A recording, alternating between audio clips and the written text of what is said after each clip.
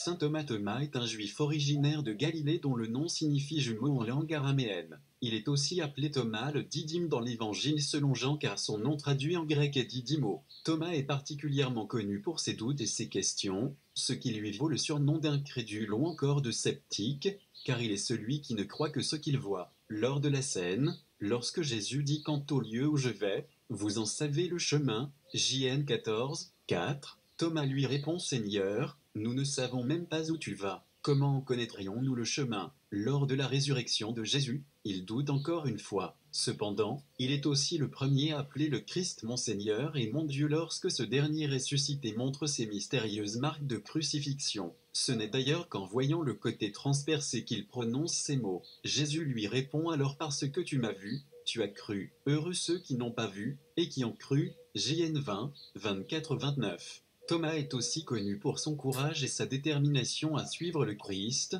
un trait de caractère que l'on remarque notamment lorsque Jésus se rend à Béthanie pour ressusciter Lazare et que l'apôtre dit aux autres « Allons-y nous aussi » pour mourir avec lui. Après la crucifixion, Thomas aurait envoyé à Daï, ou Judas Thaddée, un des disciples de Jésus, dans la ville de Philippe, en Macédoine, afin que ce dernier prêche la bonne parole. Cette demande avait été faite par Adgar V, roi d'Édesse, auprès de Jésus afin que ce dernier vienne prêcher dans son royaume. D'après le texte chrétien des Actes de Thomas, l'apôtre quitta Antioche aux alentours de l'an 37 et partit évangéliser plusieurs provinces d'Asie, dont le nord de la Perse et l'Inde. Lorsqu'il arriva dans la ville de Taxila, région du Ganara, il gagna les faveurs du roi Gondopharès Ier et accomplit de nombreux prodiges. Il quitta le pays à la mort du roi. Il se rendit ensuite au Kerala, en Inde du Sud à la fin de l'an 52. Il fonda 7 églises au Kerala, au Tamil Nadu et au Sri Lanka. Avec d'autres apôtres, Thomas fut également témoin des derniers moments de vie de Marie et de son Assomption. Thomas aurait été tué aux alentours de l'an 70, d'un coup de lance dans le dos alors qu'il priait dans une grotte montagneuse située près de Madras, en Inde. Aujourd'hui, l'endroit est appelé Mont Saint-Thomas. Ses reliques se trouveraient sous la basilique Saint-Thomas à Chennai chez les catholiques. La Saint-Thomas est fêtée le 3 juillet mais certaines églises occidentales le fêtent encore le 21 décembre. En Inde, il est célébré de façon particulièrement cérémonieuse. Il est considéré comme le saint patron qui conserve la foi sans pour autant se départir du doute. Thomas est généralement représenté portant une épée ou une lance, objet évoquant son martyre. On peut aussi le voir avec la fameuse ceinture de la Vierge. Si tu as aimé mes vidéos, n'hésite pas à mettre un pouce bleu, à partager ou tout simplement à t'inscrire sur ma chaîne pour voir mes prochaines vidéos. Allez, à bientôt! Amazonite, pierre de vérité, d'harmonie et de communication. L'amazonite est une pierre d'harmonie, tant à l'intérieur de soi que parmi les gens. C'est une pierre de vérité, aidant à percevoir la vérité pour soi et les autres, nous aidant à communiquer nos vrais sentiments et pensées, sans hyper-émotivité. Quand nous ne savons pas ce que nous voulons, ou ce que nous ressentons, l'amazonite peut nous aider à y voir plus clair. C'est une pierre apaisante, elle permet de renforcer et équilibrer le système nerveux. Elle allège inquiétude et peur, par son infinie sérénité dans la certitude du bien. Ainsi elle protège des pensées négatives mais aussi des ondes produites par téléphone, ordinateur et autres. Système cristallin, triclinique, principe de formation, magmatique, dureté, 6 à 6,5 formules chimiques, aluminosilicate de potassium, éléments, au chakra, cœur, gorge, zodiaque, vierge, poisson. Si tu as aimé mes vidéos, n'hésite pas à mettre un pouce bleu, à partager ou tout simplement à t'inscrire sur ma chaîne pour voir mes prochaines vidéos. Allez, à bientôt!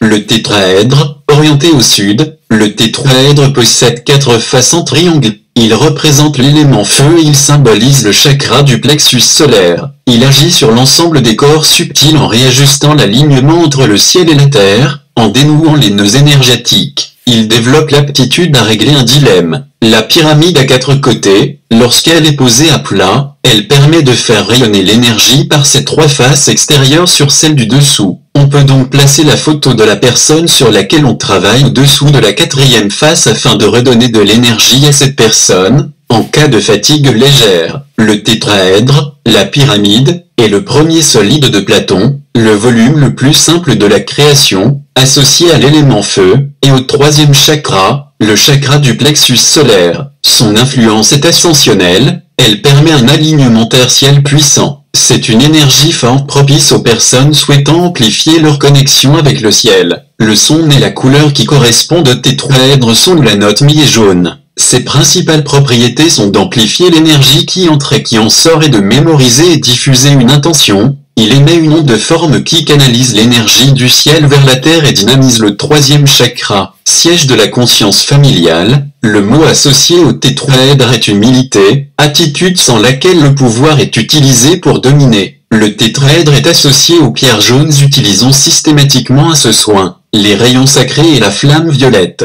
Si tu as aimé mes vidéos, n'hésite pas à mettre un pouce bleu, à partager ou tout simplement à t'inscrire sur ma chaîne pour voir mes prochaines vidéos. Allez, à bientôt!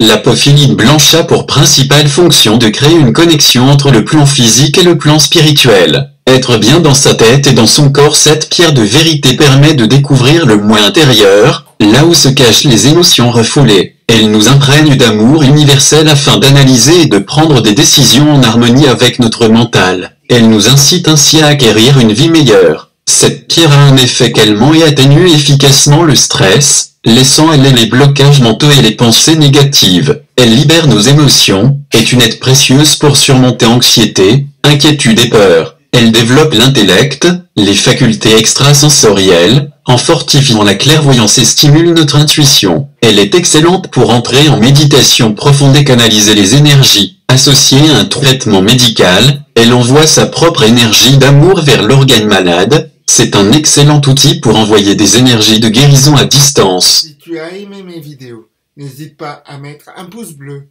à partager ou tout simplement à t'inscrire sur ma chaîne pour voir mes prochaines vidéos. Allez, à bientôt!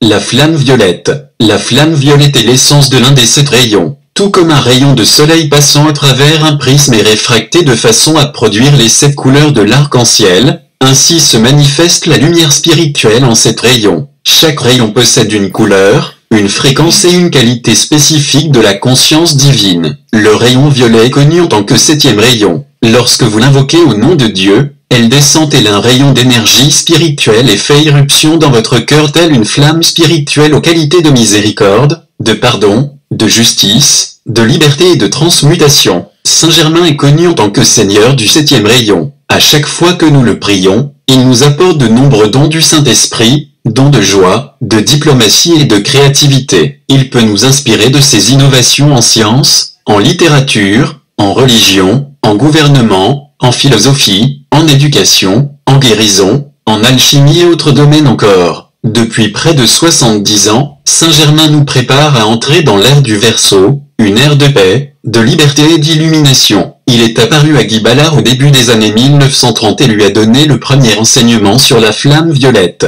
Saint Germain dit qu'après avoir gardé secrète la connaissance de la flamme violette durant des siècles, les maîtres ont décidé de la faire connaître au public durant cette période cruciale. Saint Germain a dit: « Et l'usage de la flamme violette dévorante est plus précieux pour vous et pour toute l'humanité que toute la richesse, tout l'or et tous les bijoux de cette planète. » The Voice of the I Am, janvier 1941 p. 20. La flamme violette travaille un peu à la manière du savon. Le savon extirpe la saleté de vos vêtements en employant les charges positives et négatives des atomes. Il travaille parce que chacune de ces molécules a 2 facettes, une qui est attirée par la saleté et une qui est attirée par l'eau. Le côté attiré par la saleté agit comme un aimant que l'on traîne dans une boîte de trombone. L'autre côté de la molécule s'agrippe à l'eau qui entraîne la saleté grâce à elle. Lorsque nous invoquons la flamme violette, celle-ci établit une polarité entre le noyau de l'atome et le centre de feu blanc de la flamme. Le noyau, étant matière, assume le pôle négatif, le centre de feu blanc de la flamme violette, étant esprit, assume le pôle positif. L'interaction entre le noyau de l'atome et la lumière de la flamme violette produit une oscillation. Cette oscillation déloge les densités emprisonnées entre les électrons orbitant autour du noyau. Tandis que cette substance durcie qui alourdit l'atome est libérée, elle est projetée dans la flamme violette et emportée avec elle. Mais au contraire du savon, la flamme violette ne fait pas qu'entourer et retirer les débris, elle les transforme en pure énergie de lumière. Une fois libérés de ces débris, les électrons commencent à bouger librement, élevant ainsi notre vibration et nous propulsant vers un état d'être plus spirituel. Les gens observent vraiment une différence spirituelle et physique lorsqu'ils utilisent la flamme violette.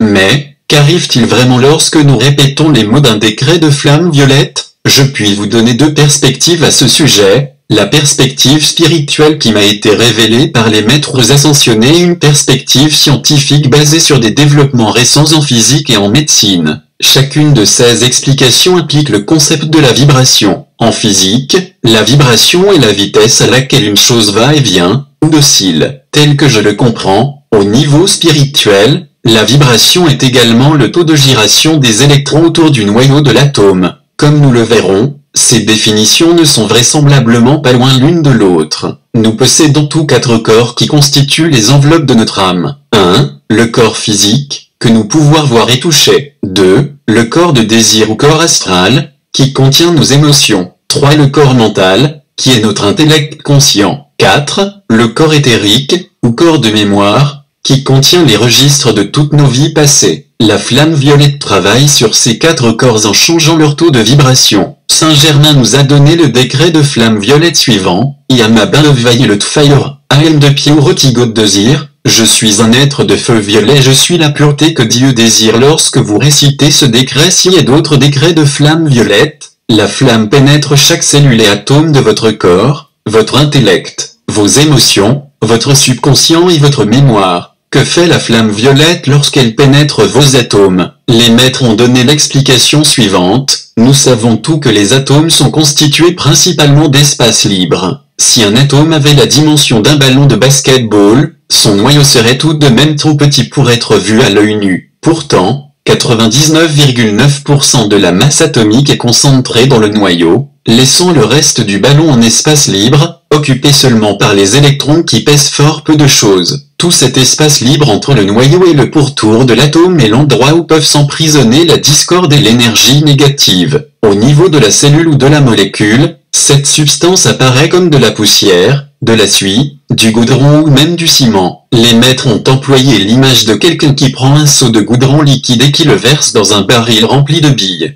L'espace entre les billes est encrassé par le goudron qui descend et bientôt la masse est entièrement figée. Les maîtres nous disent que lorsque nos corps physiques et spirituels sont englués d'énergie négative et de karma, cela ralentit la vibration des électrons de nos quatre corps inférieurs. Nous commençons alors à résonner davantage avec la négativité qu'avec la pure énergie cosmique qui provient de notre présence divine et, éventuellement, nous devenons malades. Plus nous avons de substance dans nos quatre corps inférieurs, plus notre vibration est basse et plus nous sommes alourdis. Spirituellement parlant, voilà pourquoi les gens meurent. Si vous avez étudié l'acupuncture et le yoga, vous savez qu'une santé optimale apparaît lorsque l'énergie circule librement à travers nos corps. Quand la substance karmique se solidifie, c'est comme un durcissement des artères de nos corps spirituels. Quand nous résonnons avec cette négativité, nous devenons celle-ci graduellement à moins que nous ne fassions quelque chose pour changer de cap. La flamme violette transmue n'importe quoi de négatif logé n'importe où dans notre être spirituel ou physique. Ceci inclut tout, des noyaux de haine de soi-même jusqu'au virus physique. Quand la flamme violette se met au travail, elle passe à travers les espaces englués entre les électrons et les noyaux. Elle éjecte de votre corps ces particules de substances denses et les dissout. Ce processus transmue l'énergie négative en énergie positive et la restitue à sa pureté originelle. Si tu as aimé mes vidéos, n'hésite pas à mettre un pouce bleu, à partager ou tout simplement à t'inscrire sur ma chaîne pour voir mes prochaines vidéos. Allez, à bientôt!